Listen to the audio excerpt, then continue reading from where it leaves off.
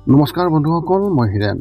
আজি আপোনালোকক এই ভিডিঅ'টোৰ জৰিয়তে এই 2025 বৰ্ষৰ জানুৱাৰী মাহটোত এই দুই ৰাশিৰ ব্যক্তিসকলে লাভ কৰিবলগীয়া সম্পূৰ্ণ ৰাশিফলৰ বৰ্ণনা আপোনালোকক আগবঢ়াইছোঁ।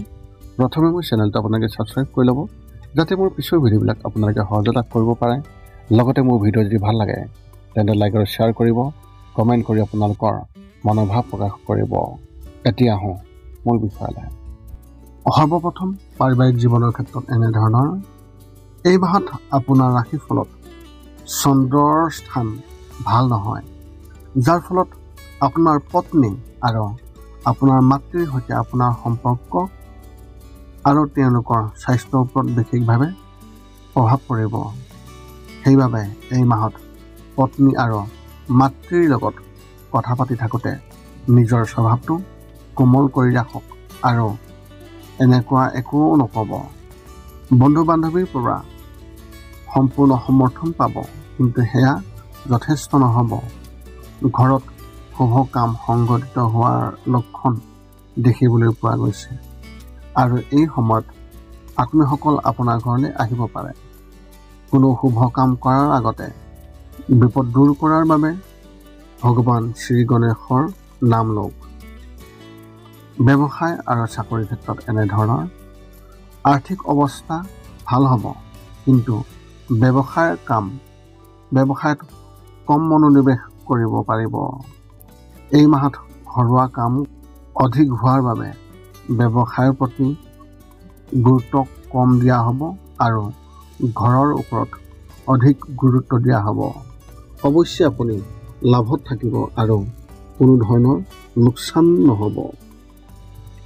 চাকৰিত থকা ব্যক্তিসকলে তেওঁলোকৰোহে একেই পৰিস্থিতি প্ৰচলন হ'ব।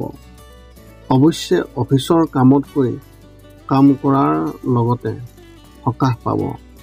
সহকৰ্মীসকলৰ পৰা আপুনি সম্পূৰ্ণ সমৰ্থন পাব আৰু তেওঁলোকে আপোনাক বুজি পাব। চাকৰিৰ স্থানত জুনিয়ৰ এজনৰ লগত কোনো এটা বিষয়ক লৈ কাজিয়া হ'ব যদিও ইয়াৰো সোনকালে অন্ত পৰিব। শিক্ষা আৰু কেৰিয়াৰ ক্ষেত্ৰত এনেধৰণৰ যদি আপুনি চাকৰি বিচাৰি আছে তেন্তে এই মাহত সাক্ষাৎকাৰৰ বাবে কিছু ফোন আহিব পাৰে বা যোগাযোগ আহিব পাৰে।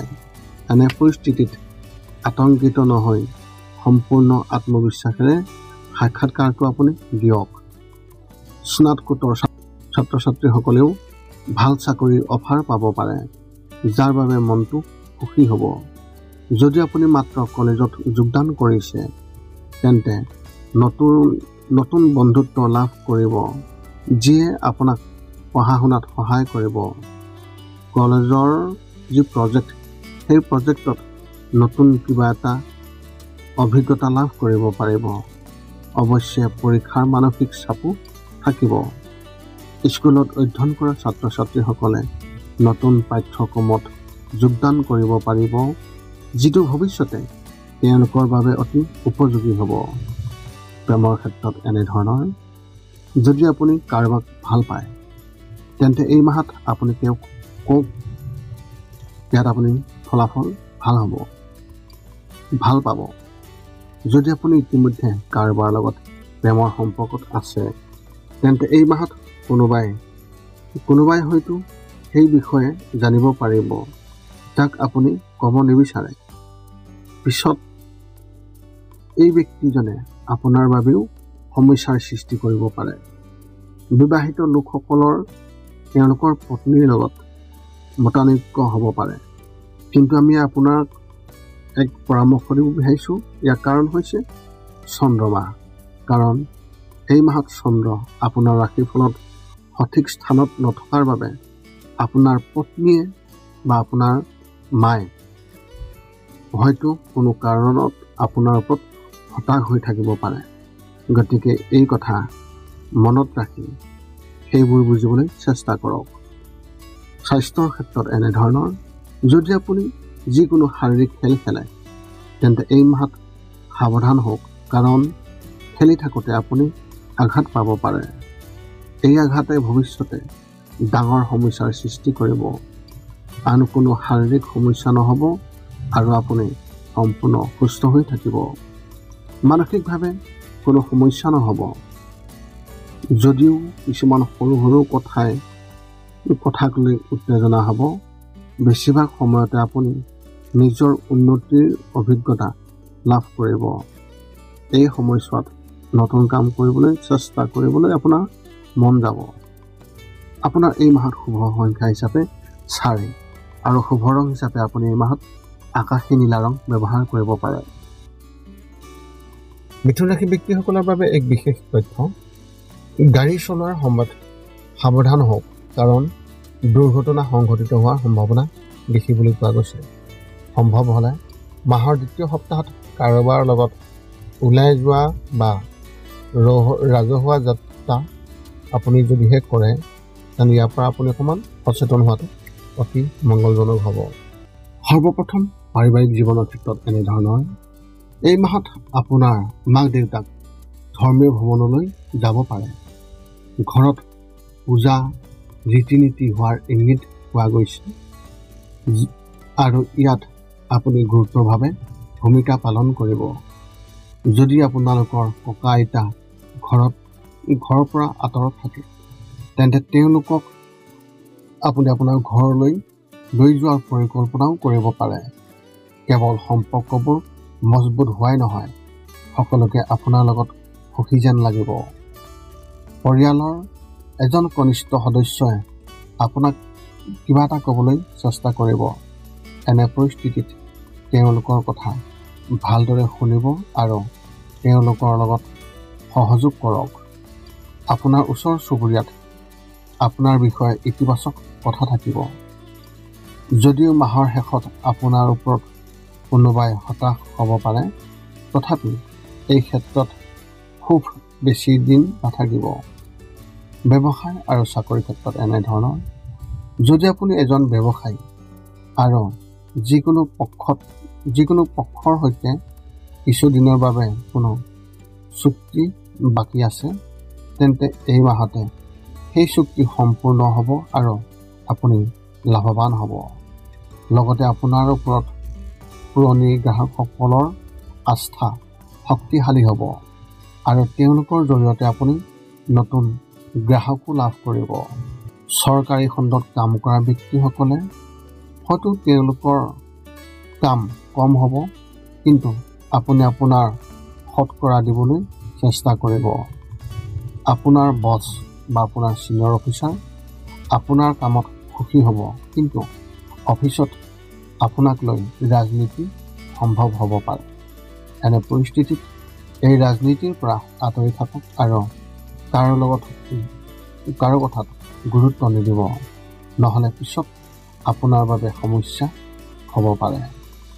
শিক্ষা আৰু কেৰিয়াৰ ক্ষেত্ৰত এনেধৰণৰ, যদি কিছুদিন কলেজৰ প্ৰজেক্টৰ কাম কৰি আছে, তেন্তে এই মাহত আপুনি হতাশ হ'ব। সেই পৰিকল্পনাও বিফল হ'ব পাৰে। এনে পৰিস্থিতিত ধৈৰ্য হেৰুৱাব নালাগে আৰু ধৈৰ্যৰে কাম কৰক। যদি আপুনি স্কুলত পঢ়ি আছে, তেন্তে এই মাহত সাৱধান হওক, কাৰণ আপোনাৰ পঢ়া শুনাৰ ক্ষেত্ৰত আপোনাৰ দেউতাক ইমান সুখী যেন নালাগিব। প্ৰতিযোগিতামূলক পৰীক্ষাৰ বাবে প্ৰস্তুতি চলাই থকা ছাত্ৰ ছাত্ৰীসকলে হয়তো নিজৰ বাবে নতুন কিবা এটা কৰাৰ কথা ভাবিব পাৰে। পৰীক্ষাত মুখভংগ হৈ দেউতাকক কামত সহায় কৰাৰ কথা ভাবিব পাৰে।